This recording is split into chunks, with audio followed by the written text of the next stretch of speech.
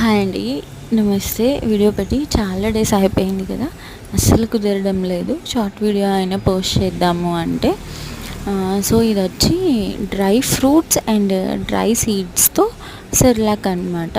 బేబీస్కి 9 months 8 months. But starting పెట్టే వాళ్ళైతే మాత్రం ఇలా అన్నీ వేసేయకండి. ప్రీవియస్ వీడియోలో చెప్పాం కదా, స్టార్టింగ్ ఇప్పుడే స్టార్ట్ చేసాం ఫుడ్ అంటే వాళ్ళు ఎలా సెర్లాక్ చేసుకోవాలనేది. సో ఆ వీడియో ఒకసారి చూడండి.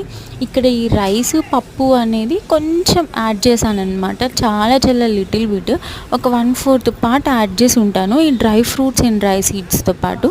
హెవీగా ఏం వేయలేదు పప్పులు అండ్ రైస్ అనేది.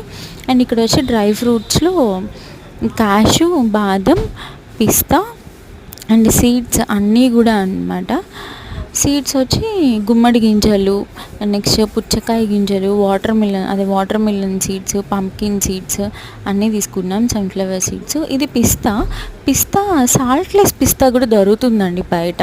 నార్మల్గా సాల్టెడ్ పిస్తానే ఎక్కువ యూజ్ చేస్తాం కదా, బట్ కిడ్స్కి సాల్ట్ వద్దు అనుకుంటే కనుక మీరు అన్సాల్టెడ్ పిస్తా దొరుకుతుంది బయట. అంటే పిస్తాకి షెల్ ఉంటుంది కదా, అది లేకుండా వస్తుందన్నమాట, అది అన్సాల్టెడ్ పిస్తా.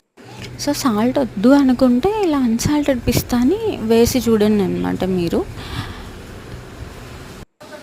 కానీ డ్రై ఫ్రూట్స్తో ఇలా సెర్లాక్ చేయాలి అనుకున్నారు అంటే మాత్రం పిస్తా కూడా యాడ్ చేయండి. మోస్ట్లీ కూడాను అన్సాల్టెడ్ పిస్తా అనేది తీసుకోండి అనమాట మీరు. ఇది ఏమంటే పిస్తా అనేది ఇక్కడ నేను సాల్టెడే తీసుకున్నా. జనరల్గా వాళ్ళకి 9-10 మంత్స్ వచ్చేసరికి 10th 11th 12th మంత్లో కొంచెం లైట్గా సాల్ట్, మనం బ్లాక్ పెప్పర్ పౌడర్ ఇవి యాడ్ చేసుకుంటూ రావాలి. లేదంటే వాళ్ళు 1 year తర్వాత ఫుడ్ అలా చప్పగానే తింటారు. మన ఫుడ్లో తినడానికి వాళ్ళు అలవాటు పడలేరు అనమాట. మళ్ళీ అప్పుడు చాలా కష్టపడాల్సి వస్తుంది. సో జనరల్గా పింక్ సాల్ట్ కానీ లైట్ సోడియం సాల్ట్ ఉండేది కానీ యూస్ చేసుకుంటూ ఉంటారు కదా, సాల్ట్ వేయాలి అనుకునే వాళ్ళు.